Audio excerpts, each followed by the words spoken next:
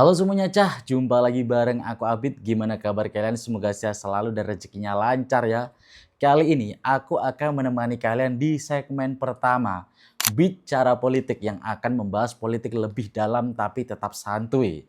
Oke, aku udah siapkan berita-berita politik yang lagi panas akhir-akhir ini dan terbaru tentunya. Tanpa basa-basi, mari kita mulai pembahasannya. Kita buka kabar hari ini dari klarifikasi Seskap Teddy terkait kunjungan Presiden Prabowo ke luar negeri nih.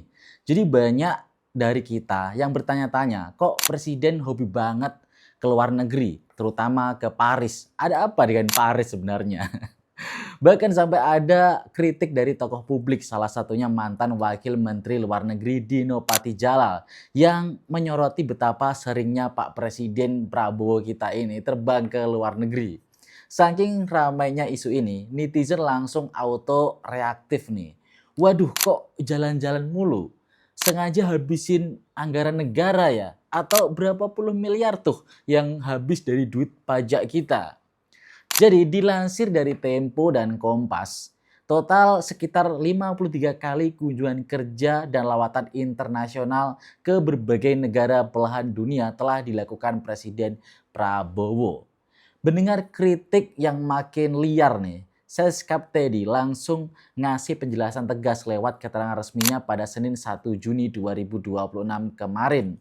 Ada 3 poin penting yang wajib kalian tahu biar gak salah paham.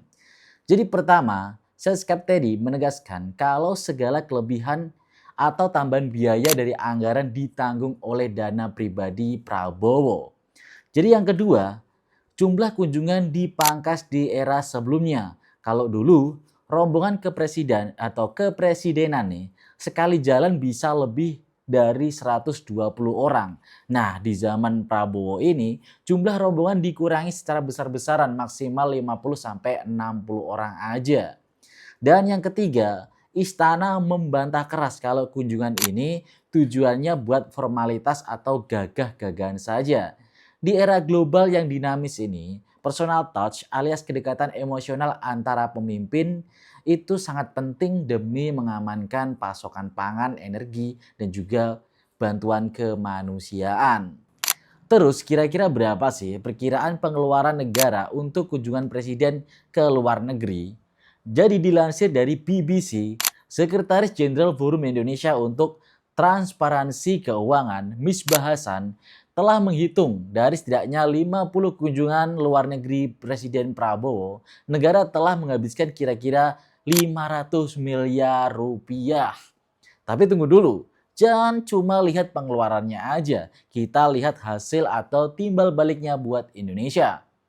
Jadi menurut data resmi dari Badan Koordinasi Penanaman Modal atau disingkat BKPM yang disampaikan Seskap Teddy, total investasi yang berhasil ditarik masuk ke Indonesia selama 1,5 tahun terakhir ini mencapai 2.430 triliun rupiah.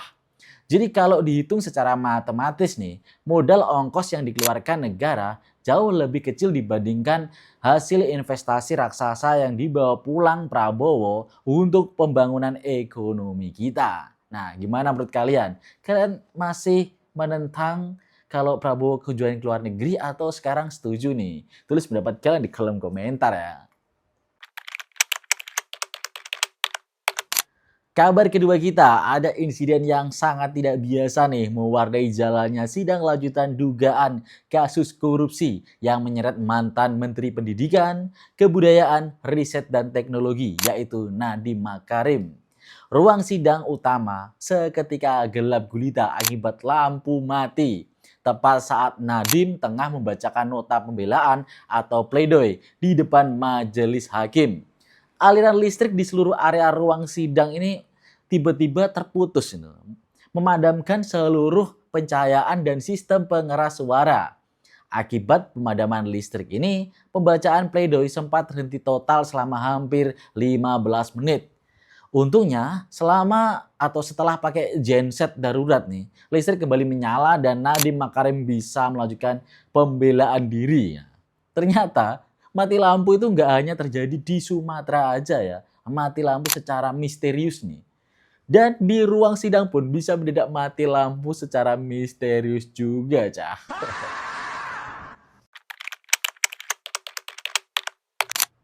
Kabar ketiga hari ini, turis dari negara tetangga kita, Malaysia, sekarang lagi rame banget nih menyerbu Indonesia. Tapi menariknya, tujuan utama mereka ke sini bukan cuma buat jalan-jalan ke tempat wisata alam aja, melainkan buat borong belanjaan alias shopping besar-besaran. Berdasarkan data terbaru dari Badan Pusat Statistik atau BPS, per Juni 2026, Malaysia masih mendominasi dan kokoh di peringkat nomor 1 sebagai penyumbang wisatawan mancanegara terbanyak yang datang ke Indonesia. Nah, apa sih yang bikin mereka ketagihan belanja di Indonesia nih? Alasan nomor 1, karena turis Malaysia itu doyan banget belanja di Indonesia adalah karena faktor nilai tukar mata uang alias kurs. Jadi gini, Cah, mereka bawa uang 500 ringgit aja itu, kalau ditukar sudah setara 2,2 juta rupiah, setara dengan UMR kabupaten di daerah saya gitu. Bagi mereka, uang segitu di negaranya mungkin biasa aja atau terbilang kecil ya. Tapi pas dibawa ke Indonesia, daya beli mereka langsung auto meningkat pesat. Mereka jadi sultan gitu kalau di Indonesia. Nggak heran kalau banyak konten kreator dan turis Malaysia yang bikin video testimoni di media sosial sambil pamer barang-barang belanjaan dari Indonesia. Mereka bisa borong parfum, sepatu, sampai ke meja batik berkualitas tinggi dengan harga yang kalau dihitung-hitung bisa 80% lebih murah dibandingkan di negara asal mereka. Nah, dari segi ekonomi kreatif, fenomena serbuan belanja ini sebenarnya jadi berkah tersendiri alias membawa efek domino yang sangat positif bagi pelaku UMKM, pemilik restoran, hotel, hingga sektor transportasi kita juga sekarang rame gitu. Nah, kita beralih ke berita yang paling heboh nih. Secara mengejutkan, Kepala Badan Gizi Nasional atau BGN baru saja ditetapkan sebagai tersangka atas dugaan kasus korupsi MBG. Kita masuk ke kronologinya dulu ya. Kasus ini sebenarnya sudah diendus oleh tim penyidik sejak beberapa bulan lalu lewat fase penyelidikan yang sangat tertutup gitu.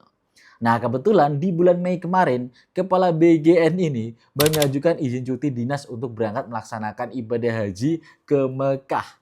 Penyidik pun menghormati proses ibadah tersebut dan menunggu momentum yang tepat.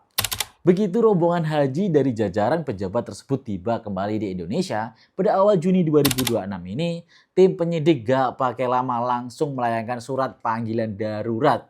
Setelah dilakukan pemeriksaan maraton selama belasan jam di gedung penegak hukum, status Ketua BGN ini langsung dinaikkan dari sanksi sebagai tersangka dan malamnya langsung keluar pakai rompi oranye. Pak Dandan ini ya sungguh bikin heboh gitu karena ditangkap setelah pulang haji kan, habis tobat langsung ditangkap. Aduh. Ya, jadi sangat memicu reaksi keras dari netizen. Di media sosial banyak yang berkomentar sangat miris ini. Kayak habis-habis dosa di tanah suci, pulang-pulang langsung ditagih dosa anggaran di tanah air. Kan pakai duit rakyat buat ibadah itu konsepnya gimana gitu ya. Sangat disayangkan ya guys. Program yang niatnya mulia banget buat mencerdaskan anak bangsa malah dijadikan bahan bancaan oleh oknum yang gak bertanggung jawab nih. Bahkan sepulang dari tempat ibadah. Jadi kita kawal terus kasus ini sampai tuntas dan kita berharap hukumannya bisa memberikan efek jera yang seberat-beratnya. Biar koruptor-koruptor ini kapok nih, karena sudah terlalu banyak koruptor di Indonesia ya. Kita masuk ke kabar terakhir yang bisa dibilang paling bikin getar-getir seluruh masyarakat Indonesia minggu ini. Lini masa ekonomi kita lagi kebakaran setelah nilai tukar rupiah resmi jebol ke level psikologis, yaitu tembus 18.000 per dolar Amerika Serikat. Kabar ini sungguh bikin stres banyak orang ya. Anjloknya rupiah ini tentu bakal ngasih efek domino yang luar biasa bagi masyarakat kita, Cah. Barang-barang yang didatangkan dari luar negeri otomatis harganya bakalan naik. Hal ini tidak hanya berlaku untuk barang mewah aja ya, tetapi juga komoditas pangan harian seperti tempe, tahu, mie instan, dan susu. Karena bahan bakunya, kedelai, gandum, dan sapi perah ini mayoritas masih impor. Selain itu, komponen smartphone, laptop, komputer, hingga smartwatch, berhubung BTW baru ya, ini semuanya naik guys. Akibatnya harga jual barang-barang teknologi di pasar domestik akan ikut membengkak naik. Ketika harga barang-barang naik sementara pendapatan atau gaji masyarakat itu tetap, daya beli masyarakat otomatis bakalan menurun. Perputaran ekonomi tentu bakal makin lesu ke depannya. Nah, di tengah anjloknya rupiah ini muncul rumor yang mengatakan Purbaya bakal segera dicopot oleh Presiden Prabowo. Nah, istana sendiri tuh dikabarkan membantah isu tersebut ya. Jadi kabar Purbaya dicopot itu diklaim istana adalah hoak. Namun ada rumor lagi nih yang mengatakan sosok Chatib Basri yang bakal jadi pengganti Pak Pur. Nama Chatib Basri pun ikut menjadi sorotan setelah disebut sebagai kandidat kuat pengganti Purbaya. Mantan Menkyu era Presiden Susilo Bambang Yudhoyono itu bahkan menjadi salah satu tokoh yang paling banyak dicari publik seiring merebaknya isu ini. Nah, nggak terasa kita udah ada di ujung video nih. Semoga pembahasan tadi bisa nambah insight baru dan bikin kalian makin melek sama isu-isu nasional nih, Cah. Biar channel ini makin berkembang dan terus bisa menyajikan konten edukatif kayak gini, yuk support aku dengan cara klik tombol subscribe, kasih like sebanyak-banyaknya, dan share video ini. Mohon maaf kalau masih banyak kekurangan, sampai jumpa di video berikutnya. Bye-bye.